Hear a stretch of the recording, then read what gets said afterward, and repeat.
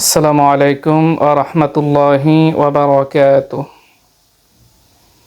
প্রিয় দর্শক, আমরা সকলে জানি এটি হচ্ছে রজব মাস। আজকে রজব মাসের 21 তারিখ। নবী করিম সাল্লাল্লাহু আলাইহি ওয়াসাল্লাম এই মাসে মেরাজ করেছেন। তিনি যখন মেরাজ করে আসেন, মেরাজ করে আসার পর আমাদেরকে তিনি যেই উপদেশ দিয়েছেন, যেই নসিহতগুলো দিয়েছেন, এর মধ্যে অন্যতম একটি হচ্ছে লা তাজআল মা'আল্লাহি ইলাহান আখারা ফাতাকউদা মাযমুমান মাখযুলা। তোমরা আল্লাহ তাআলার সাথে কাউকে শরীক করো না। যদি তোমরা শিরকি কাজে লিপ্ত হও, শিরক করো, তাহলে তোমরা প্রতিপন্ন হবে, আল্লাহ তাআলার কাছে লাঞ্ছিত হবে, অপবাদিত হবে, অপমানিত হবে, অপদস্থ হবে। এই জন্য আমাদেরকে একমাত্র আল্লাহ তাআলার ইবাদত করতে হবে। আল্লাহ তাআলার ইবাদতের পাশাপাশি মা এবং বাবার সাথে সৎ ব্যবহার করতে হবে। এই প্রসঙ্গে আল্লাহ পাক রব্বুল আলামিন সূরা বানী ইসরাঈলের মধ্যে ইরশাদ করেছেন, ওয়া কাদা রাব্বুকা আল্লা তা'বুদু ইল্লা ইয়্যাহু ওয়া বিল ওয়ালিদাইনি ইহসানা। তোমরা একমাত্র আল্লাহ তাআলার ইবাদত করো, আল্লাহ তাআলার ইবাদত করবা, আর মা এবং বাবার সাথে তোমরা সৎ আচরণ করো। ইম্মা ইয়াবলুগান্না ইনদাকাল কিবারা আহাদুহুমা আও কিলাহুমা ফালা তাকুল লাহুমা উফফিন ওয়ালা তানহারহুমা।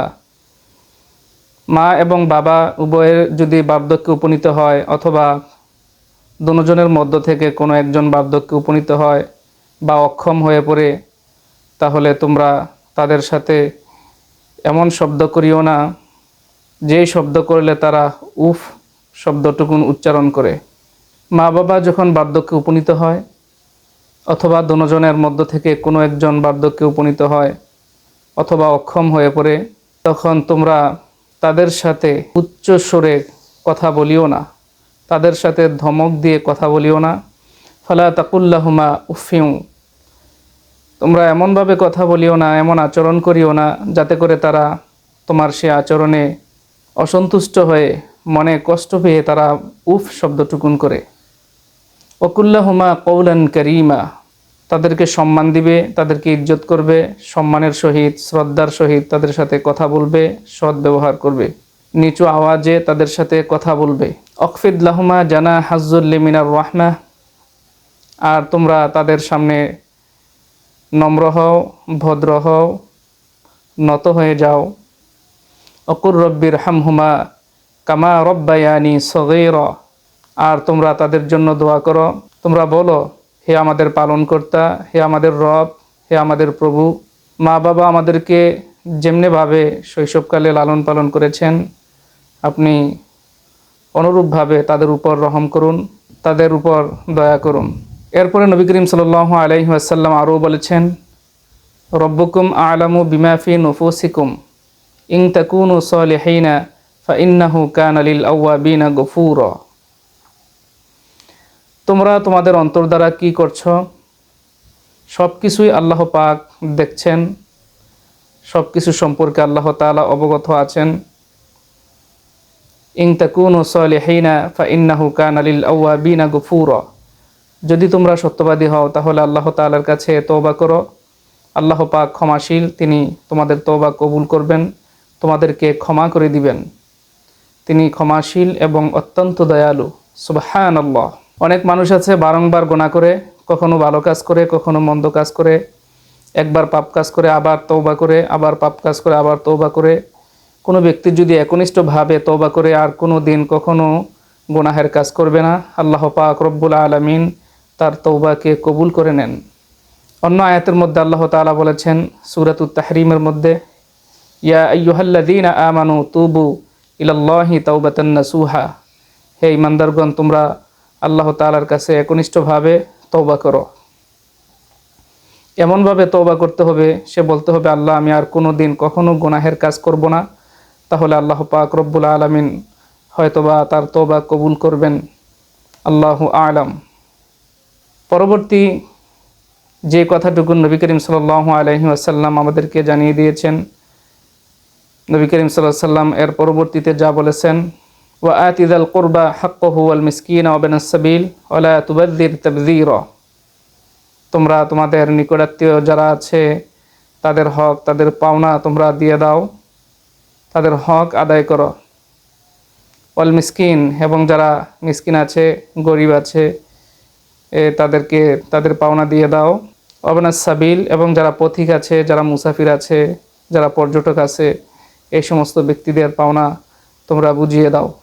ওয়ালা তুবাযযির তাবযীরা, আর তোমরা অপব্যয় করিও না। যেখানে যতটুকু খরচ করার দরকার তোমরা সেখানে ততটুকু খরচ করো, ব্যয় করো। ইন্নাল মুবাযযিরিনা কানু ইখওয়ানাশ শায়াতিন, নিশ্চয়ই অপব্যয়কারী হচ্ছে শয়তানের ভাই, অপব্যয় করা হচ্ছে শয়তানের কাজ। ওয়া কানা শাইতানু লিরাব্বিহি কাফুরা, আর শয়তান হচ্ছে এমন যে আল্লাহ তাআলার সাথে সীমালঙ্ঘনকারী হচ্ছে শয়তান, আর অপব্যয় করা হচ্ছে শয়তানের কাজ। এজন্য আসুন আমরা সৎ কাজে আমাদের অর্থ ব্যয় করি, যেখানে যা প্রয়োজন সেখানে তা আমরা ব্যয় করি। আল্লাহ পাক রব্বুল আলামিন আরও বলেছেন, পরবর্তীতে যা নবী করিম সাল্লাল্লাহু আলাইহি ওয়াসাল্লাম আমাদেরকে জানিয়েছেন, তোমরা যদি অপারগ হও তাদেরকে তাদের হক দিতে, তাদের পাওনা দিয়ে দিতে যদি তোমরা অপারগ হও, তোমার আত্মীয় স্বজন এবং ফকির মিসকিন যারা আছে, যারা মুসাফির আছে, তাদের হক যদি দিতে তোমাদের কষ্ট হয়, তাহলে তোমরা তাদের সাথে সৎ আচরণ করো, সুন্দর ভাষায় কথা বলে তাদেরকে বিদায় করে দাও। শুধু তাই নয়, নবী করিম সাল্লাল্লাহু আলাইহি ওয়াসাল্লাম মিরাজ থেকে আসার পর আরও বলেছেন, ওয়ালা তাকরাবুজ জিনা ইন্নাহু কানা ফাহিশা, তোমরা জিনার নিকটবর্তী হবে না, এটা হচ্ছে গর্হিত কাজ, খারাপ কাজ, মন্দ কাজ, গুনাহের কাজ, পাপ কাজ। সুতরাং তোমরা জিনাহের নিকটবর্তীও হবে না, জিনার নিকটবর্তীও হবে না। নবী করিম সাল্লাল্লাহু আলাইহি ওয়াসাল্লাম আরও ইরশাদ করেছেন, তোমরা অর্থের অভাবে তোমাদের সন্তানদেরকে তোমরা হত্যা করো না। শুধু তাই নয়, আরও বলেছেন যে তোমরা মানুষকে অন্যায়ভাবে হত্যা করবে না।